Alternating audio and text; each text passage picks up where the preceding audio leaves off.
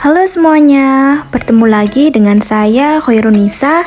Di sini kita akan belajar tentang sejarah Indonesia, tepatnya pada tema upaya bangsa Indonesia menghadapi disintegrasi bangsa pada awal kemerdekaan. Yuk, kita lanjut. Nah, sebelumnya, apakah kalian mengetahui arti dari disintegrasi bangsa? Atau sekarang lagi cari artinya di internet? Nah, bagi kalian yang belum tahu, yuk simak penjelasan berikut. Jadi, apa sih disintegrasi bangsa itu? Nah, dari segi bahasa, disintegrasi berasal dari kata dis dan integrasi yang artinya tidak bersatu padu. Maka dapat disimpulkan bahwa disintegrasi bangsa adalah suatu keadaan bangsa yang tidak bersatu padu atau terpecah belah. Lalu, apa sih penyebab terjadinya disintegrasi bangsa pada awal kemerdekaan? Nah, yang pertama, adanya ketimpangan sosial. Yang kedua, berkembangnya ideologi yang kontra dengan Pancasila. Yang ketiga, wilayah yang saling berjauhan atau bentuk kepulauan. Dan yang keempat, ketidaksukaan atas kebijakan pemerintah. Kemudian, apa saja fenomena disintegrasi bangsa pada awal kemerdekaan?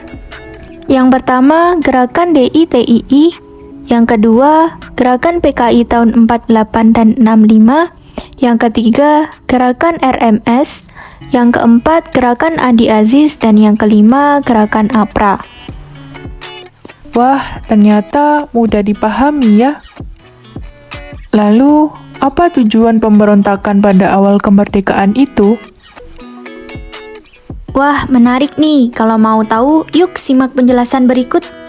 Yang pertama, gerakan PKI 1948 yang bertujuan menurunkan Kabinet Hatta dan mendirikan Republik Indonesia Soviet. Yang kedua, gerakan PKI tahun 65 yang berusaha menurunkan Soekarno dan mendirikan Republik Indonesia Soviet. Yang ketiga, gerakan DITII yang bertujuan menjadikan Indonesia sebagai negara Islam. Yang keempat, gerakan RMS, Andi Aziz dan APRA yang bertujuan mempertahankan status negara RIS dan menjadikan KNIL sebagai Badan Keamanan Negara. Wah, ternyata seperti itu. Nah, setelah kita mempelajari arti, karakteristik, dan jenis fenomena disintegrasi pada awal kemerdekaan, mari kita mengingat kembali salah satu proses terjadinya fenomena disintegrasi bangsa awal kemerdekaan. Peristiwa yang mana sih? Peristiwa pemberontakan PKI di Madiun tahun 1948. Baiklah, yuk simak e-komik berikut. Pemberontakan di Madiun pada tahun 1948 dipimpin oleh Musso dan Amir Saifuddin. Terjadinya pemberontakan tersebut disebabkan karena diberhentikannya Kabinet Amir dan usaha Musso untuk mendirikan Republik Indonesia Soviet.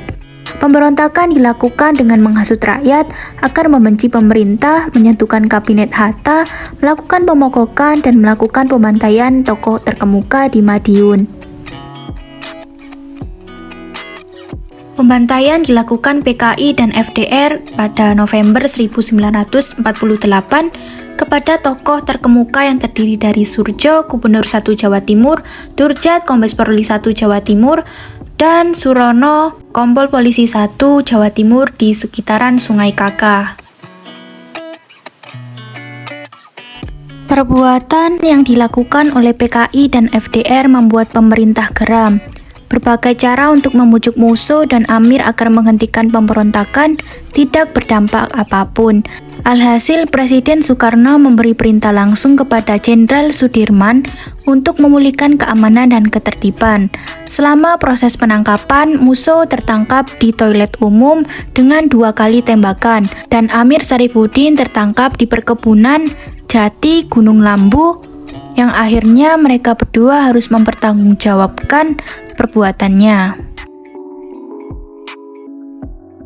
Nah, setelah mengetahui salah satu proses terjadinya peristiwa pemberontakan pada awal kemerdekaan, kita dapat mengetahui tentang bahayanya disintegrasi bangsa.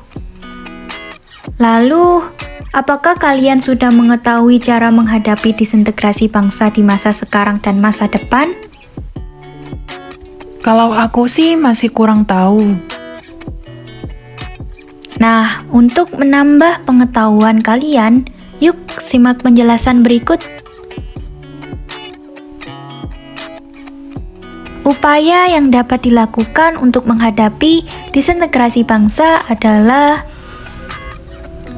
yang pertama, menanamkan nilai-nilai Pancasila, jiwa sebangsa dan setanah air, dan rasa persaudaraan di kalangan rakyat Indonesia. Artinya, rakyat Indonesia saling percaya dan meningkatkan persaudaraan sebangsa. Yang kedua, menghilangkan kesempatan berkembangnya primordialisme sempit pada setiap kebijaksanaan dan kegiatan agar tidak terjadi KKN. Artinya, pemerintah harus adil dan jujur dalam melakukan pemerintahannya. Yang keempat, meningkatkan ketahanan rakyat dalam menghadapi usaha-usaha pemecah belah dari luar negeri. Artinya, rakyat Indonesia tidak mudah terhasut negara luar negeri. Nah, apakah kalian sudah paham? Apabila sudah, kalian dapat menerapkan upaya tersebut dalam kehidupan sehari-hari, sehingga nantinya kita mampu menghadang segala upaya yang menyebabkan disintegrasi bangsa, serta peristiwa kelam pada awal kemerdekaan tidak terulang kembali di masa sekarang dan Indonesia menjadi negara yang tetap utuh. Semoga pembelajaran ini bermanfaat. Semoga bertemu di video selanjutnya. Dan selamat belajar sejarah. Bye.